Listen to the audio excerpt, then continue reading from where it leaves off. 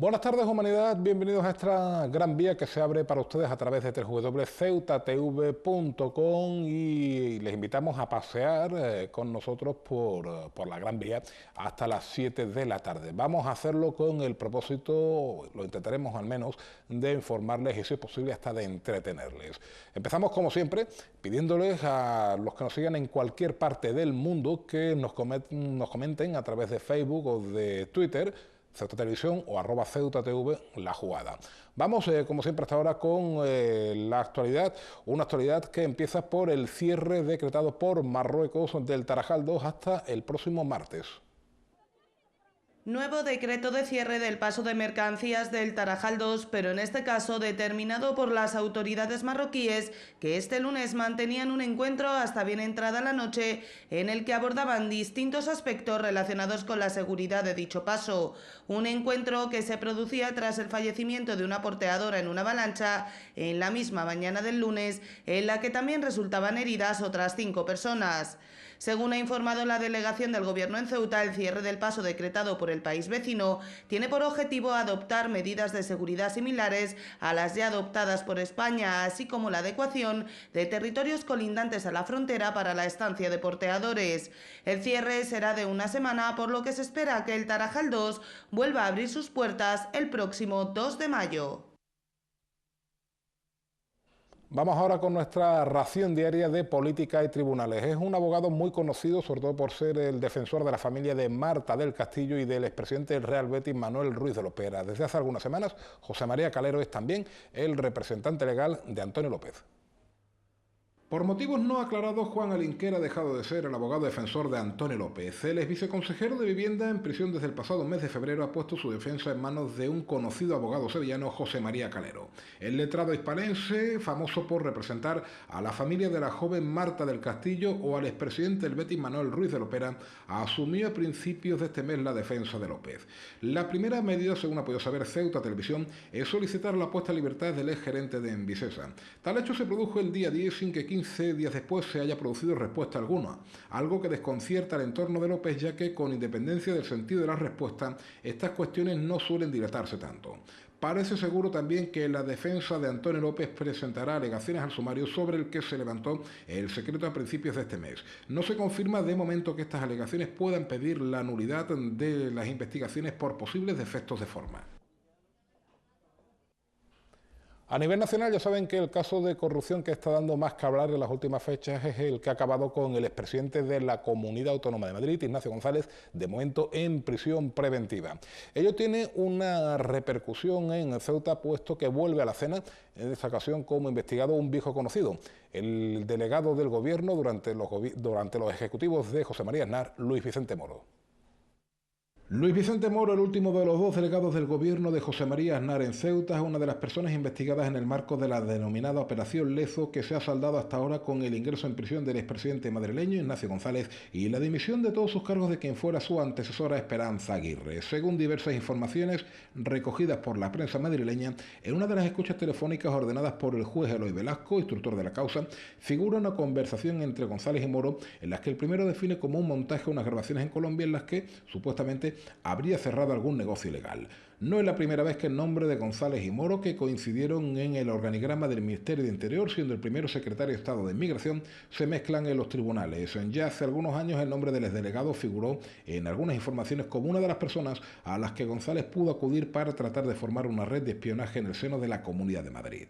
Luis Vicente Moro Díaz fue nombrado delegado del gobierno en Ceuta en julio de 1998. Fue el segundo de los designados para ese puesto por José María Aznar, relevando al anterior, Javier Cosío, y hasta el momento es la persona que más tiempo ha ocupado el edificio principal de la Plaza de los Reyes. Durante su gestión, que acabó tras la victoria socialista en las generales de 2004, hubo de hacer frente a momentos como la llegada del GIL, la crisis de Perejil o el incremento de tiroteos entre bandas rivales.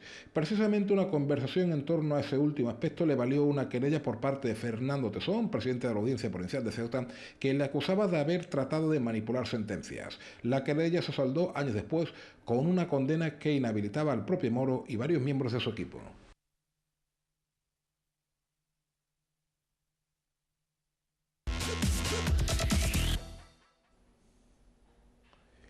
Y vamos, como siempre, hasta ahora con el repaso a los titulares de las ediciones digitales de los distintos periódicos, tanto locales como nacionales, actualizados a media tarde.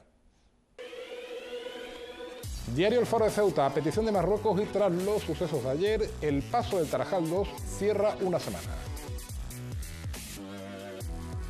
Diario El Pueblo de Ceuta, fallece otra portadora en la frontera marroquí tras una nueva avalancha. El Tarajal 2 cerrado de nuevo para que Marruecos garantice la seguridad en su lado tras la última tragedia, titular de Ceuta al Día. La Asociación por Derechos Humanos de Andalucía exige una investigación por las muertes de las porteadoras en la frontera de Ceuta, lo cuenta La Verdad de Ceuta. La corrupción derrota a Esperanza Aguirre, titular a 5 columnas, fotografía 2 para la que fuera presidenta de la Comunidad Autónoma de Madrid y del Senado. El diario El Mundo. Titular muy parecido en el diario El País, la ola de corrupción del Partido Popular alcanza a Esperanza Aguirre, fotografía para el presidente del gobierno Mariano Rajoy en su visita a Brasil. Este que ven es el número agraciado en el sorteo de la Cruz Roja de hoy, el 675-675. Presión meteorológica para las próximas horas. Temperatura la mínima de 16, la máxima de 19 grados, vientos de levante. Teléfonos de interés, el 112, emergencias. 900-018-018, teléfono de lucha contra el acoso escolar.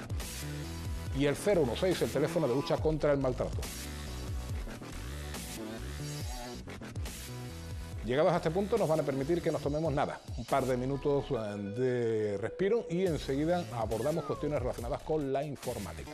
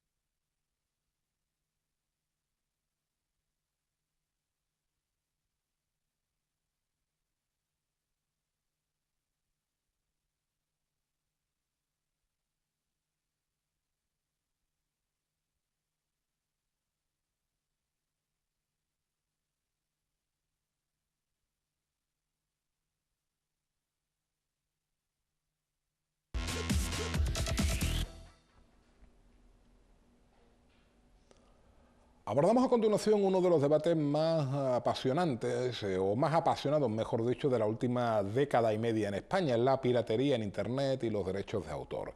¿Qué es piratería? ¿Qué no es piratería? ¿Qué quebranta y qué no quebranta los derechos de autor? Bueno, nosotros es el tema por el que vamos a empezar hoy. Ya veremos por dónde acabamos, como siempre, con nuestro experto en informática. Don José Luis Calvo, buenas tardes de nuevo. ¿Qué hay? Buenas tardes. Pongamos un ejemplo práctico que me han dicho que pasa. No, yo no soy de estas cosas, pero hay personas que por esto se bajan algunas películas y no se la copian a nadie, creyendo que no es piratería. ¿Eso es piratería, sí o no? Bueno, realmente es piratería. Todo lo que no sea pedirle permiso al autor, y eso significa pagar, a no ser que el autor te la regale, pues piratería. Es que yo siempre pongo el ejemplo en clase de cuando nos descargamos una película, es el equivalente a que si a mí me apeteciera ver una película, me llegara al centro comercial más cercano que tengo, entro en una tienda donde vendan DVD, cojo el DVD y salgo sin pagar del supermercado. Nadie se plantearía si estoy o no robando. No puedo decir, no, es que a mí me apetece ver la película. Muy bien, páguela. pague la película. Aclaramos también, por mucho que el autor, por ejemplo, creo que era uno de los más pirateados, entre comillas, de la historia, Mozart, lleve a lo mejor 200 o 300 años muerto. Es decir, es piratería.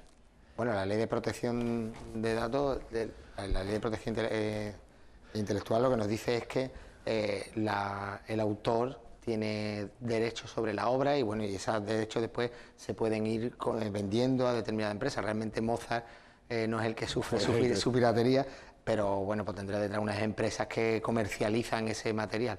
Aunque pasado un cierto tiempo, sí que es verdad que las obras de arte, en este caso, en el caso de Mozart, por ejemplo, las obras de arte pasan a ser de dominio público.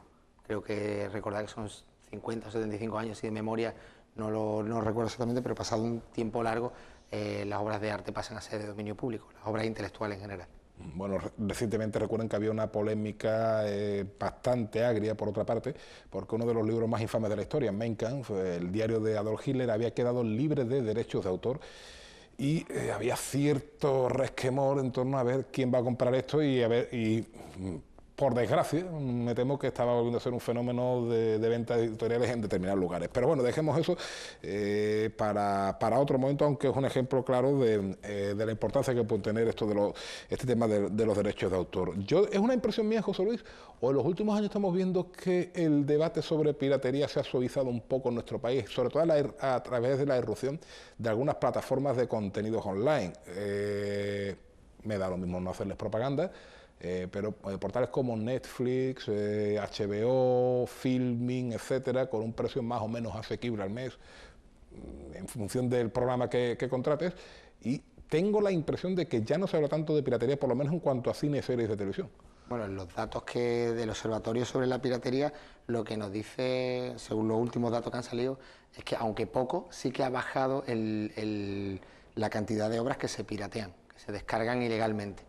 En parte yo pienso que es también un poco producido por ese tipo de fenómeno, del fenómeno de las plataformas digitales, porque el objetivo de descargarse una película es la necesidad, por decirlo de alguna forma, que tenemos de tener esa película de forma inmediata. Entonces, con las plataformas digitales, por un precio más o menos razonable y al alcance de muchas más personas, pues tenemos una cantidad de películas, en este caso, o música, si nos ponemos en el caso de Spotify o alguna plataforma musical, bueno, pues tenemos mucho tipo de información, de música, de películas, incluso libros, que ya hay plataformas similares para descarga de libros que nos permiten, a lo mejor pagando una cuota, poder tener acceso a multitud de contenido. Entonces eso hace que las personas, que por naturaleza yo creo que son un poco flojas en este sentido, digan, bueno, pues en vez de bajármela de internet, como tengo Netflix, pues la veo de Netflix. ¿Para qué la voy a tener guardada en un disco duro, en un pendrive, si la puedo ver en cualquier momento?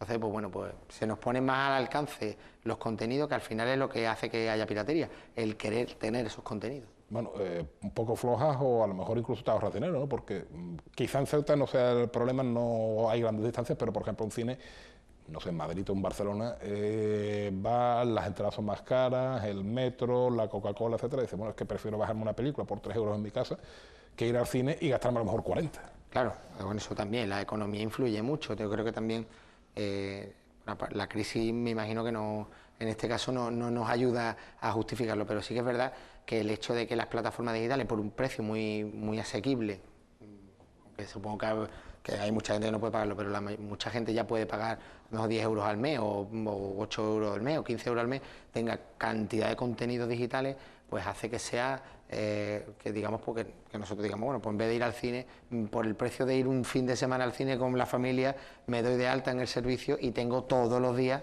todos esos contenidos.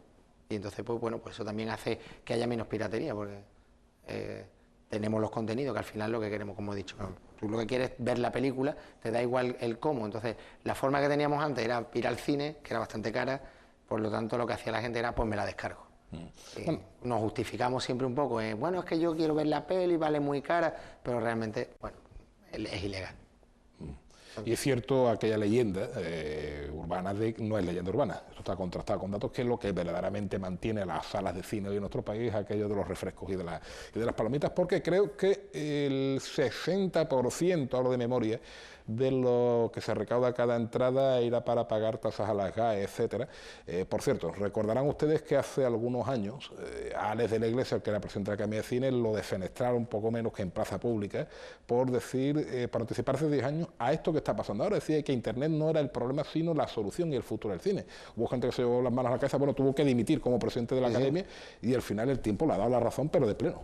Sí, de hecho es lo que más en boga está y lo que está teniendo más éxito. Es decir, yo creo que no hay ahora mismo muy pocas personas en este país que no hayan al menos escuchado hablar de plataformas digitales, y aun queriendo o sin querer, porque muchas veces simplemente cuando nos damos de alta en las compañías telefónicas, pues ya nos dan un servicio de cantidad de canales de televisión con cantidad de contenido, tanto de música como de cine, que nos hacen que, bueno, que eso al final lo que ha hecho es que no tengamos esa necesidad de descargas ilegales. Porque yo pienso que en parte lo de la descarga ilegal es un poco aburrimiento de ver lo mismo siempre en televisión. Sí. Decía, ¿hoy qué hago? Esta noche, ¿qué hago? ¿Otra vez la misma película de siempre? ¿O no hay nada? Entonces, pues me la descargo. Y cuando empezaron las fibras ópticas, las líneas de alta velocidad, las ADSL, en los que descargarse una película a lo mejor te suponía pues 1 hora o 2 horas, decía, bueno, pues en un rato me la he descargado y la veo tranquilamente esta noche, que no hay nada en la tele. Eso ya hoy sucede menos. Entonces eso también yo creo que influye positivamente en el que haya menos piratería, es decir, el que tengamos los contenidos, más contenido hace que necesitemos buscar alternativas a los que tenemos. Con la posibilidad además de que una plataforma de estas, tú tienes una clave, un usuario y puedes utilizarlo simultáneamente en varios aparatos de reproducción. Es decir, bueno, pues por ejemplo, no sé, uno en el cuarto de tus hijos, otro si quieres se los das a tus padres, etcétera. Sí, hay muchas plataformas que te permiten, incluso hay muchas personas que yo conozco personalmente, gente que tiene el alta dada entre varias personas. Es decir, bueno, pues yo tengo un alta, lo tengo en el salón de casa, como tengo hasta 4 contraseñas, por lo que he hecho es hablar con 4 amigos, pagamos entre los 4 la cuota mensual y tenemos cada uno una clave. Entonces, bueno, en cada casa se está viendo con el mismo usuario, estamos viendo un canal de televisión, de una plataforma de estas digital. Es curioso, pero recuerden ustedes lo encendido que ha llegado a ser ese debate, el de la piratería en España, que hace 10 años, es cierto que también hace 10 años todavía éramos felices, pero prácticamente no se hablaba de otra cosa. Hombre, es que hace 10 años el nivel de piratería yo creo que era bastante más alto que ahora, y es que estaba extendido a todos los niveles, y además lo peor de todo esto es que, como todos los problemas, es cuando se ve como algo normal, cuando se normaliza algo que realmente es un delito, que seguimos planteándonos una descarga como algo más o menos normal. Nadie vamos, por poner el ejemplo de antes, si mi hijo está en su cuarto con el ordenador y estoy viendo lo que se está descargando una película, ningún padre prácticamente se espantaría y decía, mi hijo está robando, nadie lo diría. Ahora, si el niño entra en un supermercado, se va para el supermercado, bueno, le armaríamos en cólera, le diríamos al niño de todo, pasaríamos la vergüenza de tener que... Entonces, claro, y realmente es muchas veces, yo siempre comento, es cómo vemos nosotros el delito. Es decir, en un caso lo vemos como muy delictivo y en otro caso lo vemos como muy normal, y ese es parte del problema, es decir, ver las cosas como normales, las cosas que son delitos como normales. En informática todavía sí que sigue habiendo mucha piratería, por ejemplo, en la parte de informática el software sigue estando muy pirateado, a pesar de que tenemos ya muchísimas alternativas. Pero sí, también existen servidores en los que a lo mejor por el precio de un SMS te dan una clave, te descargas un programa y bueno, y a lo mejor te ha costado descargarte un programa que hubiera sido mucho más caro hace algunos años, pues te ha costado 3 euros. Sí, ya podemos descargarnos software de mucho tipo, incluso software que es gratis, es decir, que tenemos software alternativo que lo podemos instalar en cualquier sitio. Oye, esto del software libre, ¿cómo va? ¿Qué hay detrás? Es decir, ¿qué lleva a alguien a elaborar un programa informático? Pues, no sé, ahora que estamos en una televisión, pues, por ejemplo, para edición de vídeo y sonido, y lanzarlo completamente gratuito. Bueno, en muchas ocasiones el software libre es que viene, libre lo utilizamos nosotros y como un poco como nos da la gana, porque viene del inglés de free, y en inglés free significa libre y significa gratis. Entonces entendemos que muchas veces el software libre es gratis y no siempre es así. Y tenemos software libre de pago y software libre gratis, o sea, que no tenemos que pagarlo. Entonces, ¿qué ocurre? El software libre se basa en el hecho de que tú, cuando lo adquieres, te conviertes en propietario de ese software y le puedes dar el uso que tú quieras. Eso no quiere decir que no te haya costado dinero. Quiere decir que una vez que es tuyo, tú solo le puedes hacer una copia a otra persona. Esto pasa también con los derechos de autor y con ese tipo de cosas. No sé si que antes tenemos el copyright ese famoso que tenemos, que eso impide que tú puedas copiar partes del texto sin pedir autorizaciones. Bueno, pues como ya todo tiene copyright, por ley, cualquier cosa que yo escribo es copyright mío si puedo demostrar que soy yo. Entonces, pues se han sacado alternativas a eso del copyright, el Creative Commons, licencias de este tipo, que nos permiten distribuir lo que nosotros hacemos. Hay una cultura por detrás de todo el tema del software libre, hay una cultura que es la cultura del conocimiento libre también, que eso es una cosa que proviene del mundo de la informática, que es distribuir, que el conocimiento no tiene propietario. Entonces, lo que se pretende es que, ¿por qué tengo yo para utilizar un ordenador que utilizar el programa de menganito o fulanito, cuando hay gente capaz de hacerlo y gente que le gusta y que no le importa hacerlo? Normalmente, por ejemplo, hablamos de sistema operativo, pues lo que tenemos en casa normalmente es un Mac o es una máquina, un ordenador que tiene un Windows. Bueno, pues por otro lado está Linux. Linux es totalmente gratis y además es libre. Y yo puedo descargarme la distribución de Linux, una distribución de Linux, que también las hay de pago, ¿no? Pero la mayoría son gratis, me la descargo gratuitamente de la página, lo instalo en mi ordenador y tengo todos los derechos sobre ese sistema. Incluso si supiera programar, podría entrar al código, que también me lo dan, y reprogramar el sistema operativo para que funcionara a mi antojo. Y la única condición que te ponen ellos es, cuando modificas algo, eso lo tienes que entregar para que los demás también lo usen. Ese es digamos, el intercambio. Yo te doy mi conocimiento, pero si tú lo mejoras, me lo tienes que compartir también. Tienes que compartirlo. Fíjense que en este ratito que ya hemos hablando con José Luis Calvo hemos hablado de cine, hemos hablado de herramientas informáticas y no nos hemos olvidado de la música. Es decir, es aplicable aquello de las plataformas digitales tipo Spotify, que quizás sea la más conocida, aunque no la única, a eso que decíamos también de Netflix, HBO, etcétera. Hombre, en las plataformas digitales las de música le ha ocurrido exactamente igual. Por ejemplo, Spotify, que es yo creo que es la más famosa, aunque hay muchísimas más, nos permiten escuchar música en prácticamente cualquier sitio a la carta. Eso hasta hace relativamente poquísimo tiempo era impensable. Es decir, yo que estar en mi coche de viaje, me he llevado un CD y lo estoy escuchando, y cuando da 4 vueltas al CD, decir, estoy cansadísimo del CD. Mi única alternativa, si no tenía otra cosa, era parar en una gasolinera y comprarme el típico CD que venden en gasolinera. Que casi era mejor seguir con el mismo CD, porque hay cada joyita por ahí. En este momento pues, ya podemos coger el móvil, que si tenemos cobertura de internet, con nuestro Spotify, elegir el tipo de música que queramos, que tiene millones de canciones. Vamos, yo creo que es poca música no encontramos en plataformas de este tipo. Quizá lo peor o la peor parte de momento se lo están llevando los literatos, ¿no? Sí es cierto que la parte de la literatura es la que se lo está llevando peor, porque todavía no está muy extendido también, porque como te he dicho antes, sí que existen plataformas similares a las de música, a las de vídeo, que te permiten, pagando cuotas, pues tener acceso a información. De hecho, las bibliotecas municipales, las bibliotecas nacionales, tienen una aplicación que te permite descargarte libros que tienen ellos en la biblioteca digitalizados, te lo permiten descargártelo, leértelo. La propia Biblioteca Pública del Estado, es decir, sí. socio puedes ir a la biblioteca, te informan allí, te descargas una aplicación, te descargas los libros que ellos tienen catalogados, te los descargas, los lees y no ha tenido ningún coste. Para eso están. Y entonces lo que pasa es que yo creo que no tiene tanta distribución a nivel de tanta, no sé cómo explicarlo. No está tan popularizado como Spotify, no está tan Netflix, popularizado ese tipo de plataformas como las de música o las de vídeo. Pero sí que existen y además lo que pasa es que se usan menos, creo yo. Quizá porque debiéramos leer más. Quizás que también leemos poco, la verdad es que sí. Ahora que estamos en la semana del Día del Libro. Y dentro de unos minutos está por aquí África García Molina, por cierto, con un libro que se está vendiendo, que se está leyendo y se está vendiendo, que casi noticia. Hoy creo que toca Patria, de Fernando Aramburu. Pues José Luis, hasta la próxima. Encantado, y aquí estamos para lo que queráis que os cuente. Seguimos en un minuto.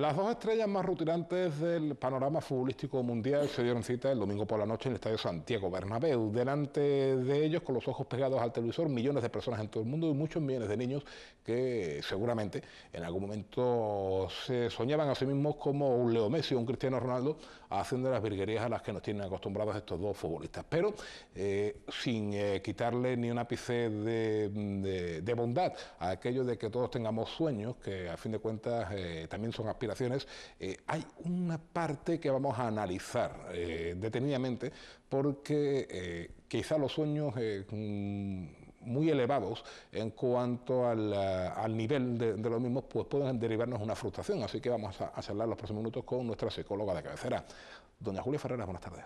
Buenas tardes. Papá, yo quiero ser Leo Messi. Hasta ahí bien, todos hemos querido ser como nuestros ídolos, pero esa frase puede entrañar ciertos peligros, ¿no? Hombre, realmente no tendría por qué entrañar ningún peligro. Todos los niños tienen sueños y aspiraciones, todas además, casi todas basadas en lo que ellos tienen como su estrella o sus ídolos.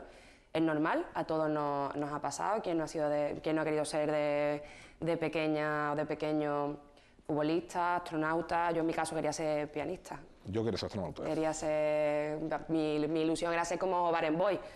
Tú le dices a un niño de 7 años quién es Barenboim y no lo sabe, bueno, pues yo quería ser. Tú sí lo como sabías. Barenboim. Entonces es cuestión simplemente de, exactamente igual que dijimos, cuando estuvimos hablando del tema de las malas noticias, de la realidad, de si camuflarlo, pues en este caso vamos a hacer lo mismo. No se trata ni de dar un baño de realidad a ese niño y decirle directamente es que no vas a ser en tu vida futbolista, pero tampoco vamos a fomentar algo a lo que sabemos que no va a llegar. Es decir, vamos a centrarnos nosotros, que es que nosotros somos sus modelos a seguir. Vamos a acompañarlos en sus sueños y en sus metas, además teniendo muy claro que van a ir variando a lo largo de su infancia, de la adolescencia, toda su vida, porque nuestros propios sueños, ya siendo adultos, también van cambiando. Entonces, vamos a analizar primero de dónde viene ese sueño desorbitado de quiero ser como Leo Messi. Vamos a ver si es un niño que ya se dedica a jugar al fútbol, vamos a ver qué potencial tiene como jugador de fútbol, vamos a ser realistas nosotros. Dentro de nosotros como padres, me refiero, dentro de nuestra cabeza vamos a organizar un poquito ese sueño de ese niño. Vamos a ser conscientes también de que es un sueño de niño, es una aspiración de niño, que no tiene por qué ser lo que ese niño quiera, incluso dentro de 5 años, que dentro de 5 años mismo te dice que quiere ser médico. Entonces vamos a andar también un poquito con pies de plomo. Lo que comentábamos antes, justo antes de empezar, el no proyectar nuestros propios sueños. Es que eso es una pregunta aparte, ¿no? Porque entiendo que a muchos padres cuando les venga, y perdona que te interrumpa, el Tranquilo. chaval de turno diciendo quiero ser Messi o Cristiano Ronaldo, hay más de uno que ya se ve en 10 años fumándose el puro en el palco del Bernabéu, en el Nou Camp, con el Bertomeu o Florentino Pérez de turno. Es decir, No, y que además padres, además intenta cumplir, demasiados padres diría yo, y que además intenta cumplir ese sueño frustrado de que él se remonta a su infancia y recuerda pues esas pachanguillas de fútbol y cómo él pensaba que iba a llegar a ser un gran jugador de fútbol y todo se truncó porque la vida es así, llegan 1 de 1.000.000, es normal. Si tú supieras la de veces que yo he escuchado la maravillosa frase de yo es que tuve una lesión, si no a día de hoy sería... Bueno, eso es mitiquísimo. Pues la dicen. A mí me quiso tal equipo, lo que pasa es que bueno, yo estaba estudiando. Claro, que se dicen y además nos las llegamos a creer. Es decir, cuando nosotros proyectamos nuestros sueños en nuestros hijos, los desvirtuamos por completo, los magnificamos. Nos vemos, cuando teníamos la misma edad que nuestros hijos, nos vemos con un potencial tremendo. A lo mejor éramos simplemente unos niños disfrutando del fútbol, que es lo que están haciendo ahora nuestros hijos. Porque además hay que tener en cuenta algo muy importante, y es que cuando todos los niños empiezan a practicar un deporte, normalmente empiezan muy pequeñitos, todos tienen más o menos el mismo nivel, y todos además destacan en ciertos aspectos y suelen ser buenos en ciertos aspectos, ya sea por potencia, ya sea por fuerza, ya sea por velocidad, ya sea por propia constitución del cuerpo. Eso a medida que van pasando los años no se mantiene. Es decir, empiezan las frustraciones. Un niño que esté jugando, por ejemplo, al baloncesto, que lleva desde los 5 años y en su equipo es el mejor, porque tiene muchísima velocidad, porque tiene muchísima potencia, porque se ve como a medida que van pasando los años de entrenamiento se va equiparando al resto de sus compañeros. ese potencial que él tenía ya no es tal. Eso genera muchísima frustración. Por lo tanto, también tenemos que educar a nuestros hijos en el saber perder, en el saber fracasar y en el ir inculcándole sueños y metas más realistas. Eso no significa, como he dicho antes, que sea como un jarrito de agua fría. Más realista en el sentido también acorde a su edad. Tú, un niño de 6 años que te dice, yo es que de mayor voy a ser Leo Messi, a ti no se te ocurre decirle, ¿tú cómo vas a ser Leo Messi, niño? No, tú lo animas a que juegue. Pero cuando lo estás animando a que juegue, vas a aprovechar para inculcarle ciertos valores, que eso es lo que no hacemos. Y es también lo que comentábamos en programas anteriores, cuando vemos todos esos padres peleándose incluso a golpes en un partido de fútbol infantil. Bueno, el capítulo que vimos no llegó a la agresión, pero que vivimos en Ceuta a final de la pasada temporada con una liga de infantiles, creo que amañada con varios resultados. Uno de los equipos dejándose perder por ciertos goles para que tal equipo ganara una liga, etcétera, etcétera, con niños. Lo normal es que todos esos niños de ese equipo realmente se crean y quieran luchar por ser el día de mañana como Leo Messi. Eso es completamente normal. No, eso es lógico. Está dentro del desarrollo y de la creación de las propias aspiraciones. Lo que no es normal, lo que es anormal completamente, es que los padres de esos 22 niños también se crean que su hijo va a ser Leo Messi y que se comporten de una manera inhumana, que están haciendo todo lo contrario. Es decir, un deporte, y más un deporte de equipo, es fabuloso para el desarrollo de la personalidad de un niño, porque ya he dicho, inculca valores que son necesarios y que se están perdiendo por desgracia, que es el trabajo en equipo, la solidaridad, la tolerancia a la frustración, el saber perder, el saber ganar, la deportividad. Y de repente, de un plumazo, los propios padres se lo cargan. Y asumir que, por ejemplo, tu hijo se puede ir al banquillo en un momento determinado. Claro, que están jugando, que están disfrutando, que evidentemente es una competición y inculcar todo el mundo cierta compite para ganar. competitividad, Eso es lógico. inculcar cierta competitividad en nuestros hijos tampoco es malo. Pero hay que saber parar, hay que saber dónde frenar, que es un juego de niños, por muy deporte que sea. Y a veces ganarán y a veces perderán. Y tienen que aprender a esa derrota, ya no ni siquiera la derrota numérica del marcador, sino esa derrota de no estás teniendo un buen día jugando, te siento en el banquillo y saco a otro niño. Tienen que aprender a gestionarla y nosotros somos los encargados de ayudarles en ese camino, de acompañarles en ese camino y le estamos haciendo un flaco favor. Ajá, y también explicarles que no es fácil llegar a ser un Messi, Iniesta o Cristiano Ronaldo, porque en el caso de los tres que acabo de mencionar, probablemente los tres mejores futbolistas del mundo, si conocemos mínimamente su biografía, vienen de sitios muy lejanos a Madrid o Barcelona. Ronaldo es de las Azores, Andrés Iniesta es de Fuentealbilla. Albacete se tuvo que ir con 10 o 12 años a Barcelona. Leo Messi tuvo que venir con 10 o 12 años desde Rosario, Argentina, a Barcelona y con su familia para intentar ser futbolista. Luego han llegado porque son tres fenómenos, son tres fueras de serie, pero que llegar a ser como cualquiera de nuestros ídolos también tiene un coste personal, prácticamente es que te quedas sin infancia, sin adolescencia. Claro, ese es el segundo punto, es realmente informar, ya no solamente sobre esa aspiración a ser un gran futbolista o a ser un gran deportista, en cualquier sueño que nos plantee nuestros hijos, cualquier aspiración, cualquier meta que tengan, van a necesitar una información real, verdadera, de cómo se llega a conseguir eso que están viendo, del esfuerzo que hay detrás, del trabajo, de la constancia, de, como tú dices, de renunciar a muchísimas cosas. Que también con el paso de los años aprendan a sopesar qué puede más, si el ser una figura de renombre o tener otro tipo de calidad de vida. Que ellos también vayan eligiendo qué es lo que desean en esta vida, si ganar más dinero o dedicarte a algo que te gusta realmente, o todas esas cosas, es lo que he dicho, no vas a decir ni que sí ni que no a un sueño, vas a guiar. Y si tú eres consciente, como padre, que deberíamos serlo, que hay sueños que son inalcanzables para cualquiera, no vamos a poner una barrera y vamos a decir que no, pero vamos a acompañar a ese niño hasta que encuentre diferentes bifurcaciones en ese camino y pueda elegir una realista y que realmente le vaya a hacer feliz.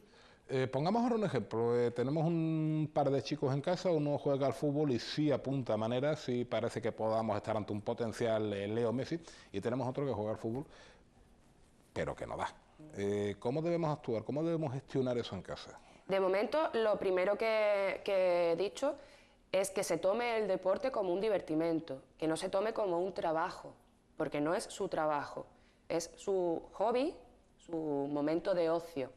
Entonces vamos a quitar toda esa presión, toda esa carga de llevar un trabajo, porque muchas veces lo que estamos haciendo es eso, es emplear a nuestros hijos en deportes sin ningún tipo de sentido. En segundo lugar, aunque no sea un trabajo, sí conlleva ciertas responsabilidades. Tú puedes ser muy bueno al fútbol, pero si no te comprometes a seguir una serie de entrenamientos, por ejemplo, no vas a llegar a nada. Por lo tanto, vamos a crear esa adhesión a ese deporte. Y en tercer lugar, lo que he dicho antes, realmente vamos a educar en valores. Si educamos en valores a través del deporte, no hace falta que nosotros le digamos a nuestros hijos, es que tú sí vales y tú no. No hace falta, porque ellos con el paso del tiempo se van a ir dando cuenta y además lo van a ir afrontando de una manera natural. Y el que sí vale va a elegir si continúa en ese camino o no continúa, que sí vale puede ser terminar jugando en segunda B, en un regional, dedicarse al fútbol de manera profesional, aunque no sea en el Real Madrid. Y el que no vale, como también se va a dar cuenta, como ya he dicho, de repente se va a encontrar con diferentes caminos enfrente suya, donde podrá elegir cuál es la meta que quiere alcanzar. No hace falta que le digamos a nuestro hijo, es que tú no vales para jugar al fútbol. Si es que ya es lo que te comentaba antes. Él mismo se va a dar cuenta. Con 7 años todos juegan muy bien y a medida que va pasando los años, el de entrenamiento, unos van destacando. El que no va destacando, a menos que le encante el deporte, al final es muy probable que lo termine dejando. Lo termine dejando y al final acabe en las típicas pachangas con los amigos un domingo al mes, por ejemplo. Pero van a ser ellos mismos los que se den cuenta. Nosotros tenemos que estar a su lado, apoyarles y guiarles. Nunca ni censurarles ni empujarles a un abismo. El papel del entrenador en el deporte base. Importantísimo. Importantísimo, y igual que decimos que hay algunos padres determinados que tienen una conducta un poco para hacerse la mirada, vamos a decirlo así, los entrenadores también pueden decir lo mismo, ¿no? Porque hay algunos que, bueno, que sí son conscientes de que entrenan a niños, que se divierten con ellos, pero hay otros que se creen que directamente están entrenando a la Juventus en la final de la Copa de Europa. Es verdad, son los menos, ¿eh? Son los menos, he dicho algunos, evidentemente no se puede confundir el todo con la parte, sí. Nunca. Yo la verdad es que tengo muchos amigos entrenadores, tanto de baloncesto como de fútbol, como aquí en Ceuta, sí, que además entrenan a chavales desde mini hasta infantil, senior. Sacrificando sus propias horas de descanso. Sí, por supuesto, porque además no cobran. No es algo, es amor al deporte. Puro amor al deporte. Es amor al deporte. Y sí es verdad que cuando nos vamos a lo mejor a los entrenadores de la antigua escuela, que es como los maestros de la antigua escuela, de la letra con sangre entra, sí nos encontramos ese tipo de comportamiento, ya te digo, los menos, nos creemos que estamos entrenando a la Juventus, nos creemos que estamos entrenando al Unicaja, no, y olvidamos ese componente lúdico del deporte. Lo importante es ganar y ganar y ganar y ganar y ganar y ganar.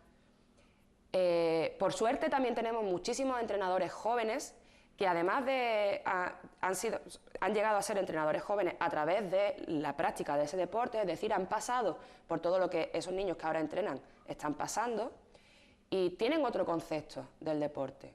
Evidentemente quieren ganar y les dan mucha caña a la hora de entrenar porque se han comprometido con un equipo, pero no pierden ese componente de ocio y además se preocupan muchísimo por saber si lo están haciendo bien o no lo están haciendo bien con los niños que están entrenando.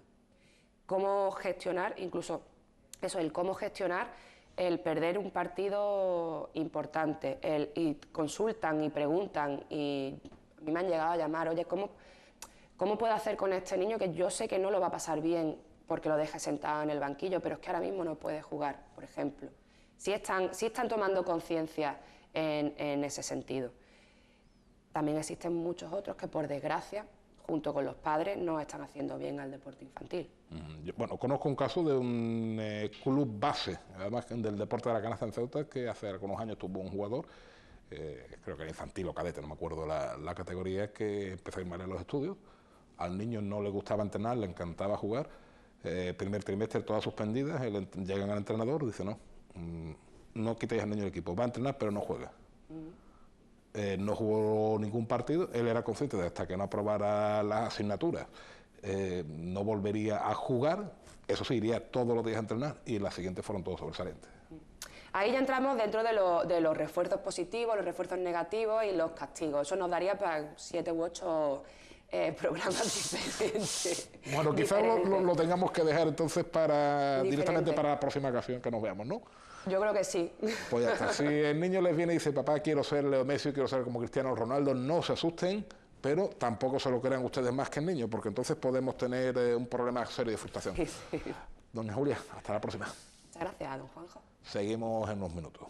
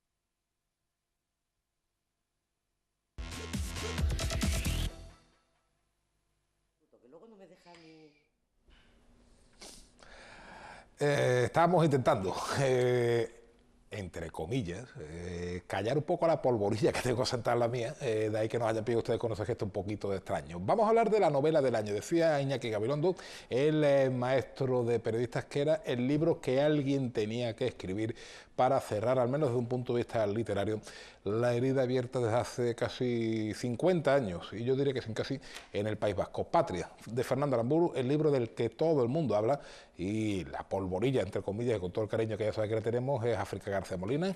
África Totem, buenas tardes. Hola, buenas tardes. Que me vienes regañando de que entrada, dicen, no vayas a contarlo todo porque... Pero porque bueno, luego no me dejas hablar. Bueno, pues todo tuyo. Eso sí, tengo delante mía una serie de reseñas que la comparan directamente con La cabaña del tío Tom en cuanto a lo que supuso para Estados Unidos que alguien hablara de la esclavitud, como se hizo en aquel momento, o una referencia, por ejemplo, de José Antonio Zarzalejos, el director de La Vanguardia, que escribe para La Vanguardia, perdón, que habla de una magnífica novela que está haciendo un fenómeno editorial político y literario. ¿Tú lo has leído? Sí. ¿Y qué tal? Bueno, como puedes observar, es un libro bastante grueso, es una historia amplia, pero con capítulos muy cortos, lo cual hace la lectura muy fácil. Entonces vas avanzando sin darte cuenta, aparte de que la historia es tan estremecedora que no puedes dejar el libro, no puedes dejarlo. Creo que cuenta la historia de ETA a través de una familia en el País Vasco, ¿no?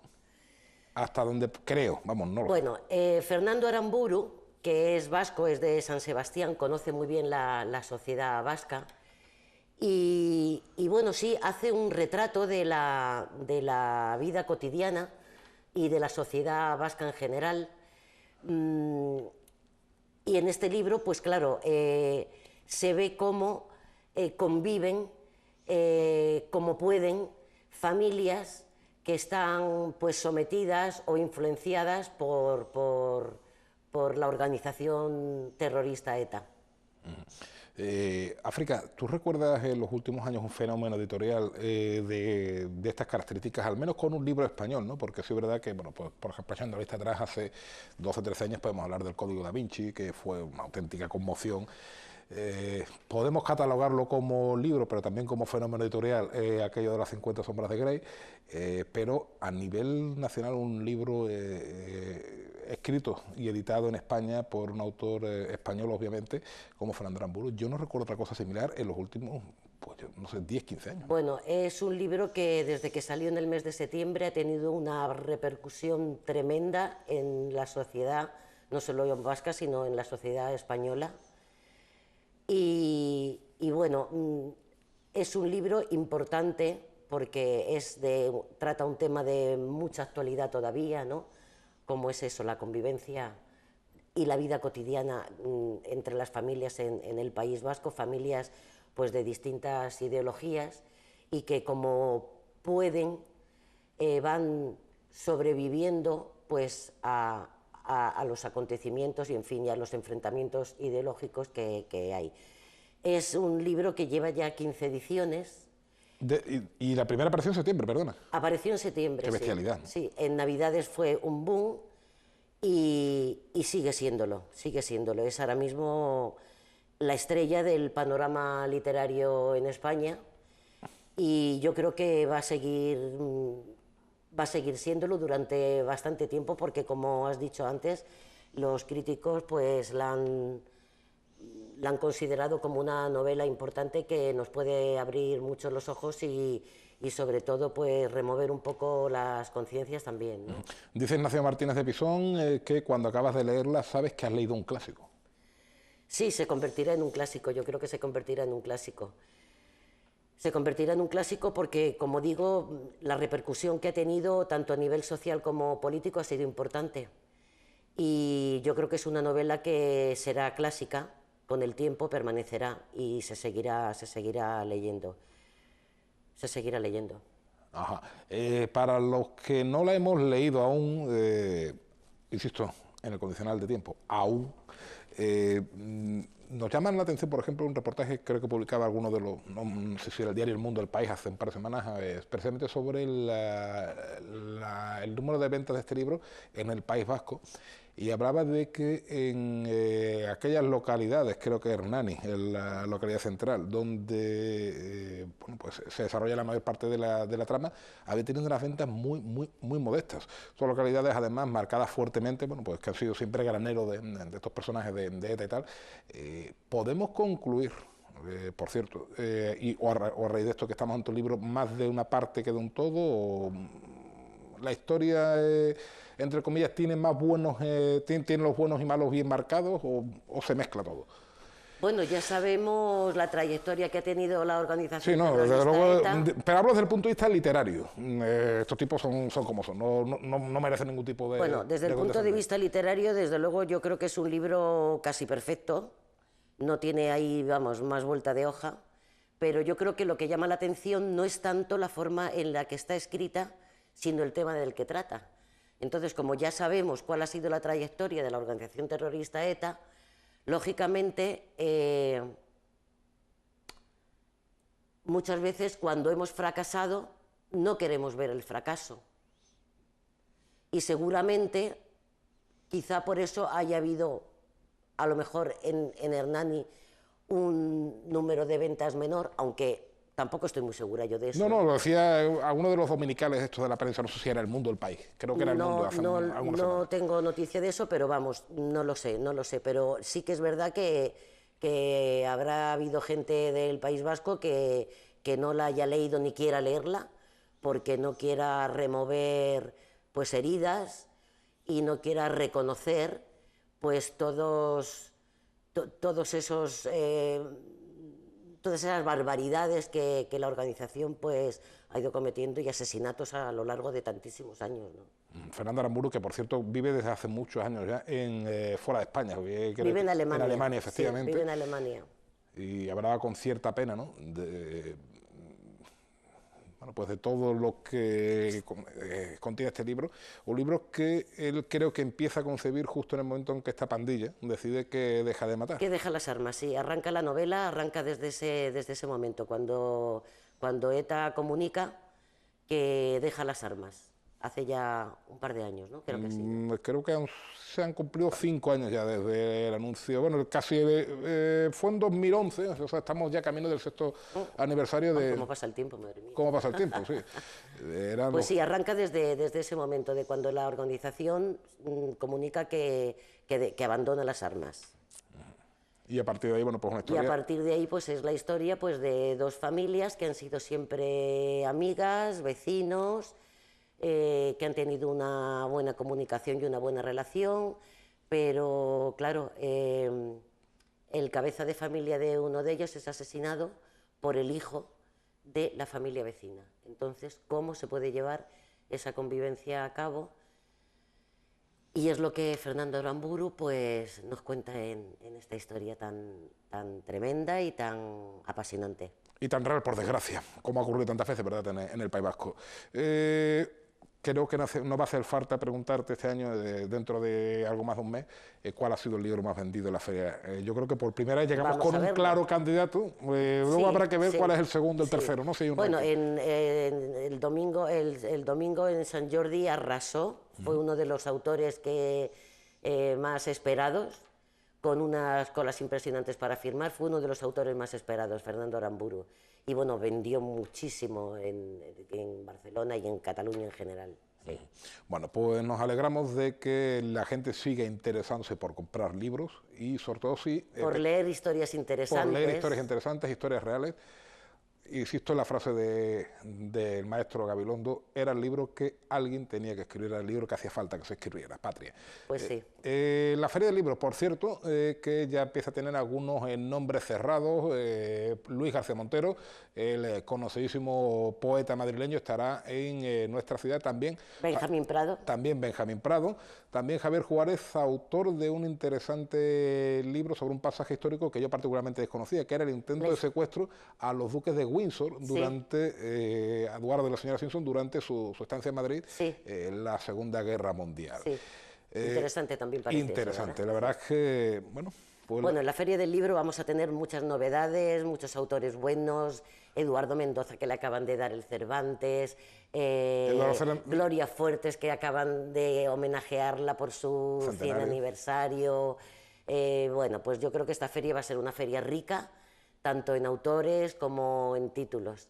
Así que, bueno, los libreros vamos con toda la ilusión, con la esperanza de poder vender y de poder ofrecer al público, bueno, pues todo aquello que nos parece que merece la pena y que pueda ser de interés. Bueno, pues esperemos que sea una buena feria del libro, que el tiempo acompañe, que la gente también se dé un paseito por ahí, porque esto desde luego no hace daño a nadie, leer. Es algo que es una aventura siempre fascinante. Solamente hace daño una cosa. No hacerlo. A la ignorancia. Efectivamente. Bueno, pues con esa frase nos quedamos porque además nos estamos quedando casi sin tiempo. Les recuerdo que dentro de unos minutos se va a inaugurar una exposición en la Biblioteca Pública del Estado Adolfo Suárez que parece interesante, sobre los sellos. Lo hace la Organización Filatélica de Ceuta, así que acérquense. Y que, hablando de exposiciones, ayer se inauguraba la exposición más esperada, oficialmente hoy ha sido el primer día de visita al público, de nuestra ciudad de los últimos años. Durante los próximos 4, entre el próximo cuatrienio, la retrospectiva de Mariano Bertucci va a estar en el Museo de las Murallas Reales, que ha estado 2 años cerrada, profesor, precisamente preparando esta exposición. Nosotros nos vamos, se quedan saludos, por cierto, a nuestros espectadores que los tenemos en todo el orbe terráqueo, como dirían los cursis. Saludos a Reus en Tarragona y a Sevilla, porque ahí nos han enviado hace unos minutos bueno, pues cariñosos abrazos que desde luego devolvemos a nuestras espectadoras en estos 2 lugares de nuestro país. Dentro de un ratito, la mejor información, aquí a las 8, en compañía de Laura Ortiz. Mañana les esperamos a partir de las 6. Sean felices.